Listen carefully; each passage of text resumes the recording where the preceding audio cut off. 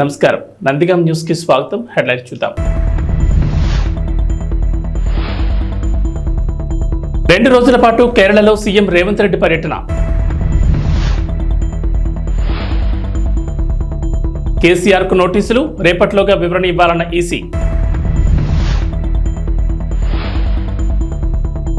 భారత ఎన్నికలను ఆసక్తిగా గమనిస్తున్నాం జర్మనీ. ముఖ్యమంత్రి రేవంత్ రెడ్డి 2 రోజుల పర్యటన నిమిత్తం కేరళ వెళ్లనున్నారు. బుధవారం ఆయన హైదరాబాద్ నుంచి కేరళకు బయలుదేరనున్నారు. బుధ, గురు 2 రోజుల పాటు ఆయన అక్కడే ఉండనున్నారు.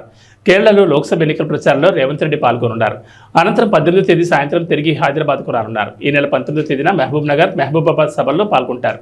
అసెంబ్లీ ఎన్నికల్లో రేవంత్ చరిష్మా చూసిన అధిష్టానానికి ఆ తర్వాత వచ్చిన ఫలితాలతో ఆయన స్టామినాపై నమ్మకం ఏర్పడింది. ఈ నేపథ్యంలో లోక్సభ ఎన్నికల్లోనూ రేవంత్ చరిష్మాను వినియోగించుకోవాలని భావించింది. ఈ నేపథ్యంలోనే పలు రాష్ట్రాల్లో పార్లమెంట్ ఎన్నికల ప్రచారానికి ఆయన్ని పంపాలని నిర్ణయించింది.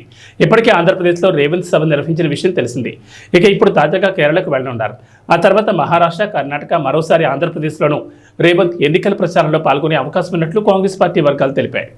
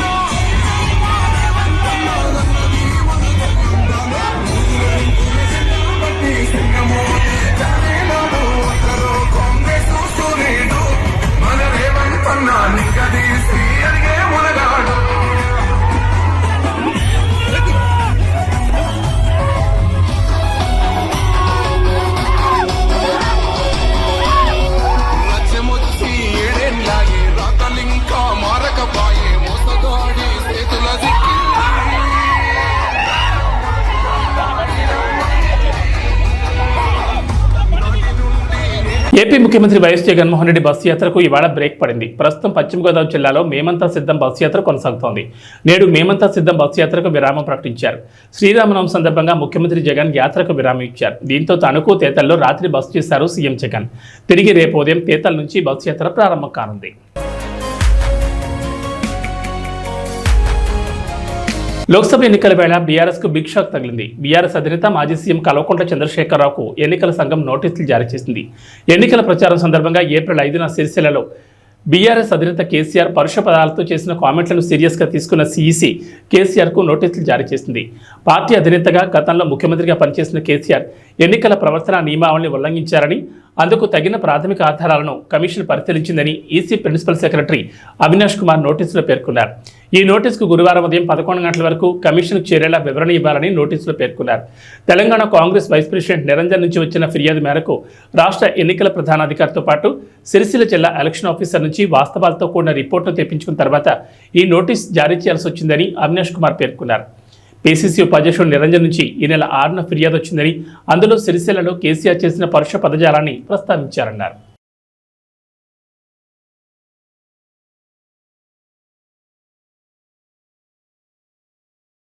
సార్వత్రిక ఎన్నికల వేళ ఛత్తీస్గఢ్లో జరిగిన భారీ ఎన్కౌంటర్లో 29 మంది మావోయిస్టులు మృతి చెందారు. కాంకేర్లోని చోటే బైథియా పిఎస్ పరిధి కల్పర్ అడవిలో జరిగిన ఎదురు కాల్పుల్లో బీఎస్ఎఫ్ ఇన్స్పెక్టర్, 2 జవాన్లకు గాయాలయ్యాయి. ఘటనా స్థలంలో AK-47, 3 ఇన్సాస్ రైఫిల్స్ సహా మొత్తం 10కి పైగా అధునాతన తుపాకులను స్వాధీనం చేసుకున్నారు. సరిహద్దు భద్రతా దళం, డిస్ట్రిక్ట్ రిజర్వ్ గార్డ్ బృందాలు మంగళవారం సంయుక్త సెర్చ్ ఆపరేషన్ నిర్వహిస్తుండగా ఈ ఎన్కౌంటర్ జరిగిందని జిల్లా ఎస్పీ ఇంద్ర కళ్యాణ్ తెలిపారు. ఈ అడవిలో ఇంకా సెర్చ్ ఆపరేషన్ కొనసాగుతుందని చెప్పారు.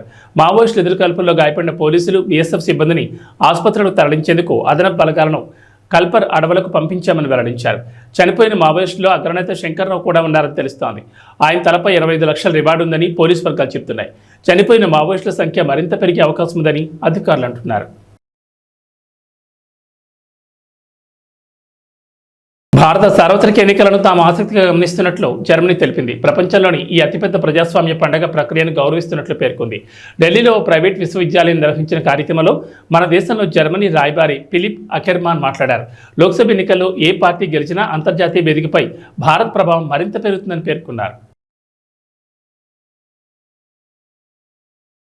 యునైటెడ్ అరబ్ ఎమిరేట్స్ సహా గల్ఫ్ దేశాలను భారీ వర్షాలు వణికిస్తున్నాయి. యుఏఈలో రహదారులపై భారీగా వరదలు చేరడంతో రాకపోకలు నిలిపివేశారు. వమన్లో వరదల వల్ల మృతి చెందిన వారి సంఖ్య 18కి చేరింది. ఐపీఎల్ 17 సీజన్లో భాగంగా కోల్కతాలో జరిగిన ఉత్కంఠ పోరులో రాజస్థాన్ విజయం సాధించింది. తొలుత బ్యాటింగ్ చేసిన కోల్కతా నారాయణ్ శతకంతో చెలరేగడంతో 223 పరుగుల భారీ స్కోర్ చేసింది.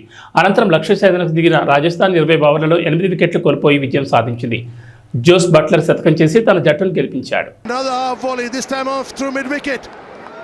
పాలకులు తమ కుటుంబం కంటే ప్రజల ఆనందమే ముఖ్యమని భావించాలని రామకథ చెబుతోందని టీడీపీ అధినేత చంద్రబాబు అన్నారు. శ్రీరామనవమి సందర్భంగా ట్విట్టర్ వేదికగా ఆయన శుభాకాంక్షలు తెలిపారు. త్రేతాయుగం నాటి రామరాజ్యం గురించి ఇప్పటికీ మాట్లాడుకుంటున్నామంటే ప్రజల మనోభావాలకు అనుగుణంగా సాగిన శ్రీరాముడి పాలనే కారణమన్నారు. అలాంటి పాలనలోనే ఊరు పచ్చగా ఉంటుందని, సమాజంలో శాంతి వెల్లివిరుస్తుందని తెలిపారు. మరికొద్ది రోజుల్లో ఆంధ్రప్రదేశ్ ప్రజలకు సుభిక్షమైన సుఖశాంతులతో కూడిన రామరాజ్యం లాంటి పాలన రావాలని కోరుకుంటున్నట్లు చంద్రబాబు పేర్కొన్నారు. టీడీపీ జాతీయ ప్రధాన కార్యదర్శి నారా లోకేష్ ఎక్స్ వేదికగా శ్రీరామనవమి శుభాకాంక్షలు తెలిపారు. ధర్మపాలనకు పెట్టింది పేరైన శ్రీరామచంద్రమూర్తి కరుణా కటాక్షాలు ప్రజలపై ఉండాలని కోరుకుంటున్నట్లు చెప్పారు. సీతారాముల దయ అందరి కుటుంబాలపై ప్రసరించి సుఖ సంతోషాలు ఆయురారోగ్యాలు కలగాలని ఆకాంక్షిస్తున్నట్లు పేర్కొన్నారు. దానికి ఎక్సర్సైజ్ ఏంటంటే అతను దుబ్బేశాడంటే 1 లీటరు రక్తం, 1 లీటర్ రక్తం 1 లక్ష రూపాయలు. అంటే 1 లీటర్ రక్తం ఈక్వల్ టు 1 లక్ష రూపాయలు. మీకు ఇచ్చిన డబ్బులుంటే ఒక పువ్వు అంటే 1 లక్ష రూపాయలు. ఈ 2 లెక్కేయండి. మీకు ఇచ్చిందెంత, దొబ్బేసిందెంత, ఈ 2 లెక్కేసుకుని అప్పుడు వస్తే ఎవరు వచ్చినా నువ్వేమిచ్చమ్మా, ఆడబిడ్డలున్నారు. నేను ఎప్పుడు చెప్పేవాడిని, ఎవరు ఎన్ని చెప్పినా బెస్ట్ ఫైనాన్స్ మినిస్టర్స్ భారతదేశానికి ఫైనాన్స్ మినిస్టర్ నిర్మలా సీతారామన్ కంటే తెలివైన వాళ్ళు మా ఆడబిడ్డలు. మగవాళ్ళు డబ్బులు ఇస్తే మీరు సంపాదించే డబ్బులు చూస్తే ఎంత పిల్లల చదువుకు పెట్టాలి, నిత్యావసర వస్తువులు ఎంత పెట్టాలి, కరెంటు ఛార్జీలు ఎంత కట్టాలి, బడ్జెట్ తయారు చేసి అవసరమైతే మిగల పెడతామా లేకపోతే అప్పు చేస్తామా, మొత్తం వడ్డీ కరెక్ట్ గా లెక్కేసేది మా ఆడబిడ్డలు. అవునా కాదా తల్లి? ఇప్పుడు మీరు లెక్కేయాలి. మీ ఇంట్లో మగవాళ్ళను కూర్చొని పెట్టాలి. మొత్తం మీ ఇంట్లో నేను చెప్పిన లెక్కలన్నీ వేయండి. మొట్టమొదటిది మందు. సార్వత్రిక ఎన్నికల నేపథ్యంలో ఏపీలో ఎన్నికల ప్రచారం ఊపందుకుంది. అధికార ప్రతిపక్ష పార్టీలు ప్రచారాన్ని ఉధృతం చేస్తున్నాయి. ఈ క్రమంలో తెలుగుదేశం జాతీయ అధ్యక్షుడు నారా చంద్రబాబు నాయుడు, జనసేన పవన్ కళ్యాణ్ బుధవారం కృష్ణా జిల్లాలో ఉమ్మడి ప్రచారం చేరున్నారు. ప్రజాకాలం ఎన్నికల ప్రచారంలో భాగంగా పెడన, మచిలీపట్నంలో రోడ్ షో, బహిరంగ సభలు నిర్వహిస్తారు.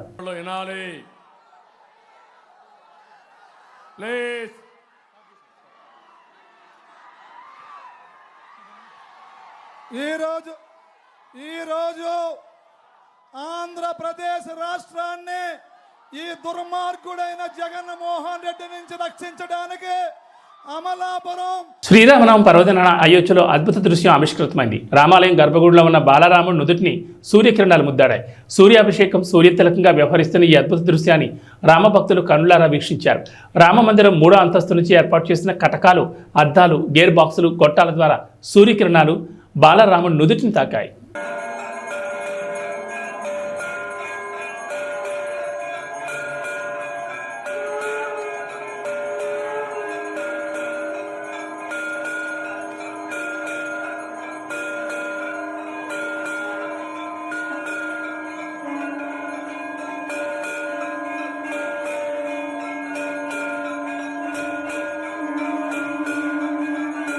శ్రీరామనవమి పర్వదినం సందర్భంగా హైదరాబాద్లో శోభాయాత్ర కన్నుల పండుగ జరుగుతోంది. అయోధ్య బాలరాముని ప్రతిరూప విగ్రహాన్ని ఈ యాత్రలో ప్రత్యేకంగా ఆకర్షించనుంది. అయోధ్య వెళ్లి దర్శించని భక్తుల కోసం శ్రీరామనవమి సందర్భంగా ప్రత్యేక బాలరాముని విగ్రహాన్ని నిర్వాహకులు ఆనంద్ సింగ్, పప్పు సింగ్ ఆధ్వర్యంలో ఏర్పాటు చేశారు. దూల్పేట్ నుండి హనుమాన్ వ్యాయామశాల వరకు జరిగే ఈ శ్రీరామ శోభాయాత్రలో ఈ విగ్రహం ప్రత్యేక ఆకర్షణగా భక్తులకు దర్శనమివ్వనుంది.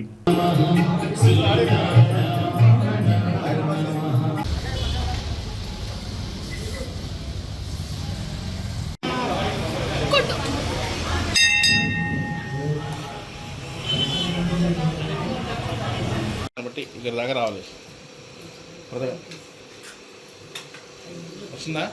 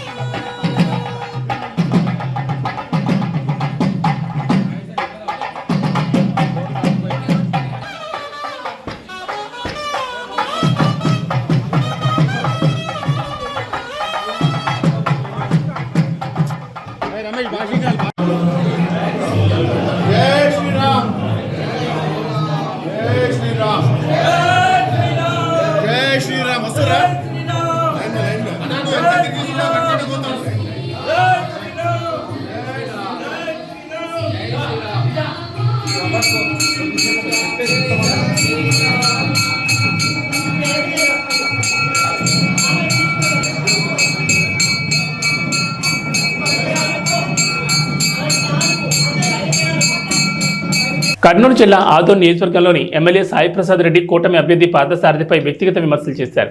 ఈ సందర్భంగా మాట్లాడుతూ 3 వారాలు జైలు శిక్ష అనుభవించి 5 పెళ్లిళ్లు చేసుకున్న పార్థసారథిని ఆదోని నియోజకవర్గం నుంచి తరిమి కొట్టాలని అన్నారు. కులం మతం పేరుతో చిచ్చు పెడుతున్నారని, కూటమి అభ్యర్థి పార్థసారథిని ఆదోని నియోజకవర్గం ప్రజలు ఓటు ద్వారా బుద్ధి చెప్పాలని ప్రచార సభలో తెలిపారు. ఆయన అలాంటి పరిస్థితుల్లో మమ్మల్ని నాకు 100 ఎకరాల భూమి ఉందంట, ఆ 100 ఎకరాల కోసం సాధారణంలో సర్పంచ్ని చేయలేదంట. ఈ విధంగా ఈ రోజు ఎన్నో అబద్ధాలు చెప్పి ముందుకు పోతున్న పరిస్థితి ఈ రాష్ట్రంలో ఉందని చెప్పేసి కూడా నేను చెప్పడం చేస్తాను. ఎందుకంటే ఏ విధంగా అంటే చంద్రబాబు నాయుడు కానీ పార్థసారథి కానీ ఏదున్నాడు ఏం చేస్తా అంటే నిజాలు చెప్తే తల 1000 ముక్కలు అవుతుంది. అలాంటి పరిస్థితి ఉంది కాబట్టి అన్ని అబద్ధాలు చెప్పి అధికారంలోకి రావాలని చేసే ప్రయత్నం చేస్తా ఉన్నారు. ఒకటి పార్థసారథి నిన్ను తరిమి కొట్టే పరిస్థితి ఎంతైనా ఉంది. మా ప్రజలు ఎవరు కూడా మీ అలాంటి వాళ్ళు ఒప్పుకునే పరిస్థితి లేదు. నువ్వు చిత్తూరు నుంచి వచ్చి ఆదూరులోన నువ్వు పోటీ చేస్తా అంటే మా వాళ్ళంతా కూడా నీ వైపు ఉండి ఓట్లేస్తా అని చెప్పేసి ఆలోచన చేస్తా ఉన్నామేమో. అవన్నీ జరిగే పరిస్థితి లేదు. ఏదున్నా నీ అబద్ధాలను ఎవరు నమ్మే పరిస్థితి లేరు. ఏదున్నా కూడా ఈ రాష్ట్రంలో జగన్మోహన్ రెడ్డి గారిని ఆయన చేసే కార్యక్రమాలని ప్రతి వారం మెచ్చుకున్నారు. జగన్మోహన్ రెడ్డి కావాలనుకుంటున్నారు. ఏదున్నా కూడా మహిళలను కానీ పేదలను కానీ గుర్తించే పరిస్థితి ఒక్క జగన్మోహన్ రెడ్డి కాక నీలాంటి మూర్ఖులు కాదని చెప్పేసి చెప్పడం జరుగుతుంది. ఎక్కడికి పోయినా కూడా నువ్వేం చేస్తా ఉన్నావు, నీకు జనాలే 60-70 మంది వెనకొస్తారు. అక్కడ ఊర్లో ఎవరు లేకపోయినా కూడా నీవు మీటింగ్లు చెప్పి వస్తా ఉన్నావు. నీ పరిస్థితి ఏమో నీకు అర్థమైపోయి ఉంటుంది. లోకల్లో పుట్టినాను, ఇక్కడే పెరిగినాను, ఇక్కడే రాజకీయం చేస్తా ఉన్నా. నేనంతా కూడా నీలాంటి దుర్మార్గ మాటలు మాట్లాడే పరిస్థితి లేదు. ఏదున్నా కూడా ధైర్యంగా పోతాం. ఈసారి 3 సార్లు గెలిపించానంటే మా మీద ఒక నమ్మకం, ఏదున్నా కూడా చేస్తాడని నమ్మకం, అందుబాటులో ఉంటున్న నమ్మకం, ఏదున్నా కూడా పలకరిస్తారని నమ్మకం అందరూ కూడా ఉంది. కాబట్టి చెప్తా ఉన్నాను, నీకు కూడా నీలాంటి నీ అవినీతి పనులు నమ్మే పరిస్థితి లేదు, నీలాంటి నీతులు నమ్మే పరిస్థితి లేదు. గుర్తుపెట్టుకో అని చెప్పేసి నేను చెప్పడం జరుగుతా ఉంది. ఏదున్నా కూడా ఈ రోజు ఉండే పరిస్థితుల్లో రాష్ట్రానికి జగన్మోహన్ రెడ్డి అవసరము, మా నియోజకవర్గం నేను అవసరం అని చెప్పేసి చెప్పడం జరుగుతా ఉంది. ఖచ్చితంగా 4వ ఎమ్మెల్యేగా మా జెండా ఎగురుతా అని చెప్పేసి కూడా నేను గట్టిగా చెప్పగలుగుతా ఉన్నాను. ఏదున్నా ఇక్కడ ఉన్నటువంటి ప్రతి పేదవాళ్ళకి, బీసీ, ఎస్సీ, ఎస్టీ, మైనార్టీలకి మేము సపోర్ట్ గా నిలబడతా ఉన్నాం. ఏదున్నా కూడా ఈ ఉండే పరిస్థితుల్లో జగన్మోహన్ రెడ్డి 200 సీట్లు ఉన్నాయి, 20 సీట్లు ఎంపీ సీట్లు ఉంటే 170 సీట్లు ఎమ్మెల్యే సీట్లు ఉంటే దాదాపుగా 100 సీట్లు బీసీ, ఎస్సీ, ఎస్టీ, మైనార్టీకి ఇచ్చిన ఘనత జగన్మోహన్ రెడ్డి అని చెప్పేసి నేను చెప్పాను. బొజ్జల గోపాలకృష్ణారెడ్డి, బొజ్జల హరినాథ్ రెడ్డి లాగా హుందా రాజకీయాలు చేయడం నేర్చుకోవాలని శ్రీధర్ రెడ్డి యువత విభాగం నాయకులు, టీడీపీ, జనసేన, బీజేపీ ఉమ్మడి కూటమి ఎమ్మెల్యే అభ్యర్థి బొజ్జల వెంకట సుధీర్ రెడ్డికి సూచించారు. ఈ సందర్భంగా మీడియా సమావేశం నిర్వహించారు. అనంతరం మాట్లాడుతూ సామాను శ్రీధర్ రెడ్డిపై బొజ్జల సుధీరెడ్డి కుటుంబ విషయాలు, వ్యక్తిగత అంశాలపై అనుచితంగా మాట్లాడడం సంస్కారం కాదన్నారు. వారి నాన్న బొజ్జల గోపాలకృష్ణారెడ్డి, వారి చిన్నాన్న బొజ్జల హరినాథ్ రెడ్డి గత 35 ఏళ్లుగా శ్రీకాళహస్తిలో హుందాతనంగా రాజకీయాలు చేసినట్లు గుర్తు చేశారు. మరి వారి వారసుడిగా రాజకీయాలకు అడుగుపెట్టిన మీరు సామాను శ్రీధర్ రెడ్డి వ్యక్తిగత విషయాల్లో జోక్యం చేసుకుని రాజకీయాలకు వాడుకోవడం సాహిత్యం కాదని సూచించారు. ఈ కార్యక్రమంలో పలువురు పాల్గొన్నారు. హుందా రాజకీయం చేశారు. మీరు ఇంతవరకు ఒక్కసారి కూడా ఎమ్మెల్యే కాకముందరే ఈ మారి ఎవరిని పడితే వాళ్ళు వ్యక్తిగతంగా నేను కలుపుకోబోతూ అంటున్నారే కానీ మీరు ఈ మారి ప్రతి ఒక్కరి వ్యక్తిగత విషయాల గురించి కూడా మాట్లాడుతూ వ్యక్తిగత విషయాలు ఎత్తుకుంటూ పోతే ఎవరి ఇంట్లో ఉన్న వ్యక్తిగత విషయాలు చాలా ఉంటాయి. ఇంకోటి, మీరు ఇప్పుడు 6-7 సార్లు శ్రీధర్ రెడ్డి గారు ఈ మారి ఎన్నోసార్లు కష్టపడ్డాడు, శ్రీధర్ రెడ్డి ఇబ్బంది లేదు, ఈ రోజు ఎమ్మెల్యే గారిని గెలిపించారు, అది ఇది అంటూనే మళ్ళీ ఈ రోజు వాళ్ళిద్దరూ ఒకటే అని అంటున్నారు. వాళ్ళిద్దరి మధ్యలో ఆల్రెడీ ఎటువంటి కుటుంబ సంబంధాలు కానీ ఎటువంటి లేవు. అది మేము స్పష్టంగా ఎస్ఆర్ యూత్ తరఫున మేము కంపల్సరీ మేము చెప్తున్నాం. ఆయన ఎమ్మెల్యే అభ్యర్థి, మీరు ఎమ్మెల్యే అభ్యర్థి, మీరిద్దరు ఏదన్నా ఉంటే పార్టీ తరఫున కానీ మీరు కానీ మాట్లాడండి. శ్రీధర్ రెడ్డి అనే వ్యక్తి ఏ పార్టీకి సంబంధించిన వ్యక్తి కాదు. శ్రీధర్ రెడ్డి ఒక ఇండిపెండెంట్ అభ్యర్థి. అది ఒకటి ప్రతి ఒక్కరు గుర్తించుకోవాలి. ఎంతసేపటికి వీళ్ళిద్దరి మధ్యలో సయ్యద్దు కుదిరించింది మీరేనా? అలాంటప్పుడు మీరు ఎలా ఇది మాట్లాడగలుగుతారు? మాటికి మీరే ఎన్నోసార్లు ప్రెస్ మీట్లో చాలాసార్లు 6-7 సార్లు మాట్లాడినా కూడా మేము ఏ రోజు కూడా దాని గురించి ఖండించలేదు, మా అన్న కూడా ఖండించలేదు. ఇంకోసారి ఏదైనా మాట్లాడేప్పుడు 1కి 4-5 సార్లు మీరు ఆలోచించుకుని మాట్లాడాలి. ఎమ్మెల్యే కుటుంబానికి కానీ మా అన్నకు కానీ ఎటువంటి సంబంధం లేదు. ఆ కుటుంబంతో మా అన్న కుటుంబంతో ఎటువంటి సంబంధాలు అయితే లేవు. ఇదైతే మేము ఖచ్చితంగా చెప్తున్నాం. ఇంకోసారి ఇలాంటి విషయాలు కానీ పునరావృతం అయ్యి శ్రీధర్ రెడ్డి గారి నుంచి మొన్న మాట్లాడిన దానికే ఇది చాలా దూరం మీకు చాలా మైనస్ అయింది. మీరు రాజకీయం చేయాలనుకున్నప్పుడు ప్రజల సమస్యలు, స్థానిక సమస్యల గురించి ఏ రోజైనా మీరు మాట్లాడారా? వాటి గురించి మాట్లాడండి. అంతేగాని ఒక్కొక్కరు వ్యక్తిగత విషయాల గురించి అయితే దయచేసి ఇంకెప్పుడు మాట్లాడకూడదు. ఎందుకంటే గోపాలన్న చనిపోయినప్పుడు కానీ, హరణ చనిపోయినప్పుడు కానీ శ్రీధర్ రెడ్డి గారు ఆ రోజు ఉండి మొత్తం దగ్గర ఆడుండి చేసి వచ్చారు. మీ నాన్నన్న, మీ హరణ కూడా చాలా గౌరవం మా అన్నకి. అలాంటిది వాళ్ళని మాట్లాడడం మీరు ఎంతవరకు కరెక్ట్ అనేది మీరే అడుకోండి. మీ చుట్టూ ఉండే వాళ్ళు ఏదో సలహాలు అవన్నీ ఇచ్చేసి మీరు దాని పబ్లిక్ మీటింగ్లో వ్యక్తిగత విషయాల గురించి ఏ రోజు కూడా గోపాలన్న కూడా ఏ రోజు మాట్లాడింది లేదు. ఇదొక్కటి మీరు గుర్తుపెట్టుకొని, ఎస్ఎస్ఆర్ యూత్ అంటే మీరు ఏదో అనుకుంటున్నారు. ఆయన ఏ పార్టీకి సంబంధించిన వ్యక్తి కాదు. దయచేసి ఆయన గెలికారంటే చాలా పర్యవసానం మీరు అనుభవించాల్సి వస్తుంది. ఇది మటుకు ఖచ్చితంగా ఎస్ఆర్ యూత్ తరపున మేము మీకు చెప్తున్నాం. ఇంకోసారి మీకు నేను గుర్తున్నానో లేదో, నా పేరు హరీష్ రెడ్డి అంటానండి, 108. అప్పుడు నేను 108 నేను డ్రైవింగ్ చేసేప్పుడు కోవిడ్ అప్పుడు మీకు నేను కాల్ చేశాను. సార్ ఈ మారి ప్రజలందరూ ఇబ్బంది పడుతున్నారు, మీరు వచ్చి ఏమైనా సాయం చేస్తే అని. ఇప్పుడు కూడా ఇంత దూరం వచ్చింది కాబట్టి ఈ రోజు చెప్తున్నాను, ఏ రోజు చెప్పలేదు. సాయం చేయండి అంటే నన్ను వచ్చి చచ్చిపోమంటావా, ఇంట్లోంచి రమ్మంటావు, నువ్వు 108 పని చేస్తున్నావా అని మీరు అడిగారు. మీరు గుర్తుందో లేదో. అలాంటి మీరు మా అన్న గురించి మాట్లాడుతున్నారు. గత 5 ఏళ్లుగా కానీ ఎప్పటి నుంచో కూడా మీ వెనకాల గోపాలన్న పేరు చెప్పుకుంటారు, వాళ్ళకు పేర్లు చెప్పుకుంటారు. కానీ శ్రీధర్ రెడ్డి అనేవాడు ఒక్కడే నిలబడ్డాడు, వెనకాల బ్యాక్గ్రౌండ్ లేకుండా ఒక్కడే నిలబడినాడు. అదొక్కటి మీరు ఖచ్చితంగా గుర్తుపెట్టుకోండి. ఇంకోసారి ఈ 5 ఏళ్లలో కాదు 10 ఏళ్లలో కూడా శ్రీధర్ రెడ్డి లోకల్గానే ఉంటున్నాడు. గుళ్ళకి కానీ గోపురాలకు కానీ యువతలో క్రీడాభివృద్ధి కానీ తీసుకురావాలని ముందున్నాడు. దయచేసి ఏ పార్టీలతో శ్రీధర్ రెడ్డిని ముడిపెట్టద్దు. గడిచిపోయిన కాలాలు మాకొద్దు. గత 4.5 సంవత్సరంగా ఏ పార్టీకి సంబంధం లేకుండా ఆయన పని ఏందో ఆయన చూసుకుంటున్నాడు. మీరు ఏదైనా మాట్లాడుకోవాలంటే అవతల పార్టీ అభ్యర్థి ఉన్నారు, ఆయన మాట్లాడుకోండి, ఆ అభ్యర్థి మీరు మాట్లాడుకోండి. ఇంకొకసారి దయచేసి మా అన్న గురించి కానీ మాట్లాడితే మటుకు మర్యాద ఉండదు. అదొక్కటి మీరు ఖచ్చితంగా గుర్తుపెట్టుకోవాలి. ఇంకోసారి కానీ ఇదే ఫైనల్ మీకు చెప్తున్నాం, మీరు ఇంకా దీని తర్వాత కూడా ఇంకా మీరు రిపీట్ చేసి శ్రీధరన్ గురించి మాట్లాడడం జరిగితే మటుకు మీరు దీని మూల్యం అయితే ఖచ్చితంగా మీరు సమర్పించుకోవాల్సి వస్తుంది. ప్రజలకు కావాల్సిన సమస్యల గురించి మాట్లాడండి. ప్రజలకి ఏం లోకల్లో ఉండేటి మీ పథకాలతో పాటు లోకల్లో సమస్యలు చాలా సమస్యలు ఉన్నాయి, దాని గురించి మాట్లాడి ప్రజలకు అందాల్సింది చూడండి. వ్యక్తిగత విషయాల గురించి వద్దు. మీ ఇంట్లో కూడా వ్యక్తిగత విషయాలు చాలా ఉంటాయి. ఎప్పుడు ఈసారి కానీ మాట్లాడారంటే మీ వ్యక్తిగత విషయాలు కూడా మేము బయట పెట్టాల్సి వస్తుంది. ఇవి లేకుండా మీరు హుందాతనంగా రాజకీయం చేయండి. మీ నాన్నగారు వాళ్ళు ఎట్లా చేశారు హుందాతనంగా, అదే రాజకీయం మీరు చేయండి. ఆ రోజు టీడీపీ గవర్నమెంట్ లో కూడా మా అన్న మీద 2 అటెంప్ట్ మర్డర్ కేసులు కూడా జరిగినాయి. అవి మీ దృష్టికి కూడా తెలుసు. కానీ అవి కూడా మనసులో ఏది పెట్టుకోకుండా గోపాలన్న రాజకీయంలో ఎన్ని సర్వసహజారమే అనుకొని మా అన్న వాళ్ళు చనిపోయినప్పుడు కానీ అన్నదన్నకున్నప్పుడు కానీ మాకు ఆ కుటుంబంతో మా అన్నకి ఎంతో సంబంధం ఉంది. దయచేసి ఆ కుటుంబానికి సంబంధాన్ని మీరు ఇలాంటి అనుచిత వ్యాఖ్యలు చేసి కుటుంబం వ్యక్తిగత విషయాలు మాట్లాడి ఇలాంటి ఇంకోసారి మాట్లాడితే మటుకు మర్యాదలు. ఇంతసేపటికి మీరు కూడా చాలా ప్రెస్ మీట్లో మీరు చాలా మీరు అండవ జరిగింది, ఆయన కబ్జాలు గురవుతున్నారు, కబ్జాలు గురి చేస్తున్నారని. మీకు ఎక్కడైనా ఒక ప్రూఫ్ ఉందా? ఒక ప్రూఫ్ ఇంతవరకు మీరు ఎవరైనా చూపించగలిగారా ఆయన కబ్జాలు చేస్తున్నారు? ఏదైనా ఒక్క ప్రూఫ్ చూపించండి. దాని మీటింగ్ నేను మా అన్నగారిని తీసుకొచ్చి మీకు ముందరే నేను నిలబెడతాను. మా అన్నే మీకు సమాధానం చెప్తారు. ఏ రోజు కూడా మా అన్న ఇక్కడ కూడా కబ్జాలు చేయలేదు, ఎటువంటి సంబంధం. మీకు ఏదైనా ప్రూఫ్ ఉంటే మీరు తీసుకురండి. ఇంకోటి కూడా ఎమ్మెల్యే గారికి మా అన్నగారికి ఎటువంటి సంబంధం లేదు. వాళ్ళ కుటుంబం వీళ్ళ కుటుంబం ఆర్థికంగా కానీ వాటిలో కూడా అన్ని తెగదంపులు జరిగిపోయినాయి. మీరు ఇంకోసారి కానీ ఎమ్మెల్యే కుటుంబానికి మా అన్న కుటుంబానికి లింక్ చేయొద్దు, దయచేసి మీకు చెప్తున్నాము. అది సబ్జెక్ట్, మాకు ఎటువంటి పార్టీ సంబంధం లేదు. కానీ వ్యక్తిగత విమర్శలు చేయకూడదు.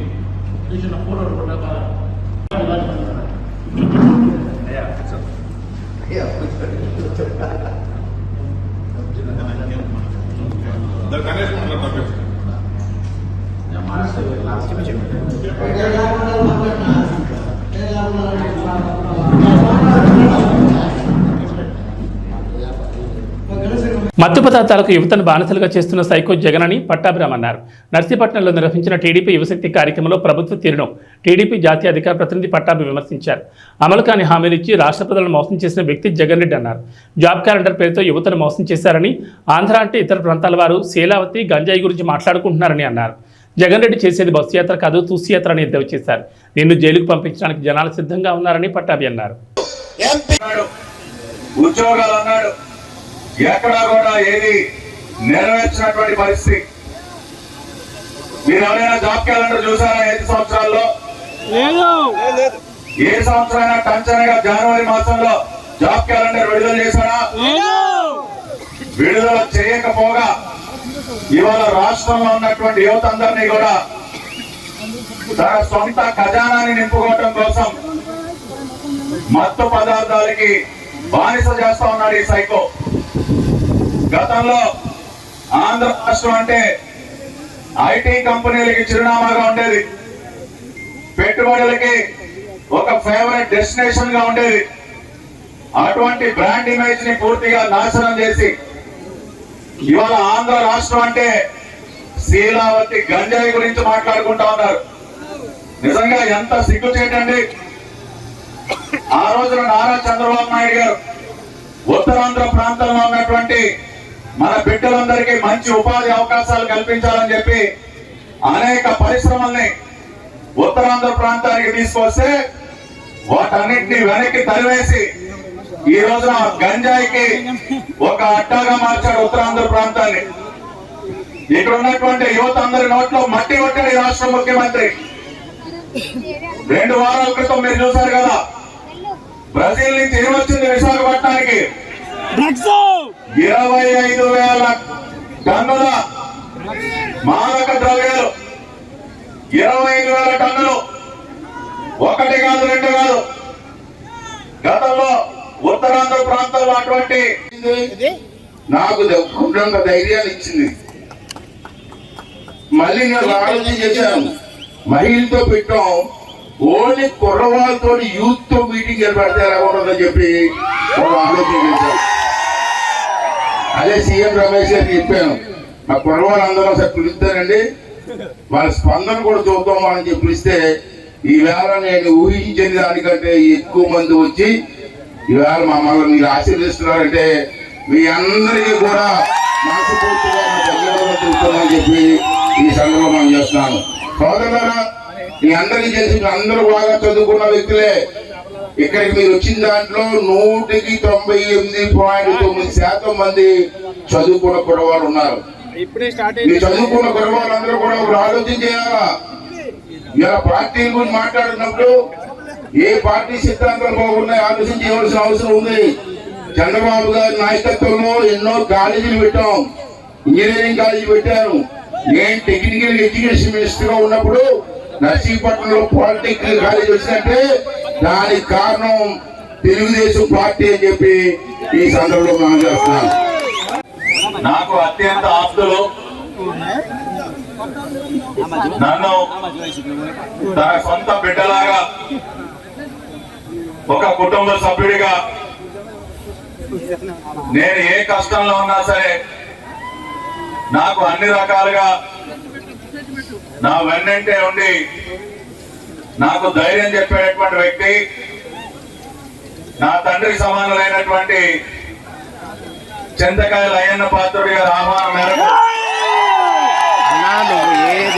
ఈ రోజున నర్సీపట్నంలో ఎంత ఘనంగా జరుగుతున్నటువంటి యువశక్తి భారీ బహిరంగ సభకు రావటం నిజంగా కూడా చాలా అదృష్టంగా భావిస్తా ఉన్నాను.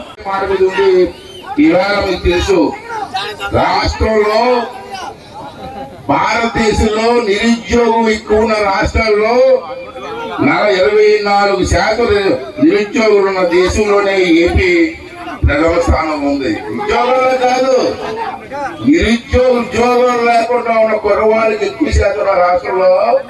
మన రాష్ట్రం ప్రథమ స్థానంలో ఉందామంటే మీ పరిపాలన ఏ విధంగా ఉందో ఒక్కసారి జగన్ రెడ్డిలు ఆలోచించవలసినటువంటి అవసరం అని చెప్పి ఈ సందర్భంలో మనం చేస్తున్నాం. అలాగే 4.5 ఏళ్ళలో రాష్ట్రంలో యువత ఉద్యోగాలు లేక పొరుగు రాష్ట్రాలు వలసపోతున్నారు. ఇవాళ చాలా బాధాకర విషయం. ఇలా మంచి జిల్లాలు తిరిగాను, డిగ్రీ చదువుకున్న కుర్రవాళ్ళు కూలి పనికి వెళ్తున్నారండి ఉద్యోగాలు లేక. కూలి పనికి డిగ్రీ చదువుకున్న కుర్రవాళ్ళు, పాలిటెక్నిక్ చదువుకున్న కుర్రవాళ్ళు కూలి పనికి వెళ్తారంటే ఈ రాష్ట్రంలో పరిపాలన ఎలా ఉందో ఒకసారి మీరు అంతా కూడా అర్థం చేసుకోవాలి. ఏబీ బులెటిన్ విశేషాలు. నమస్కారం.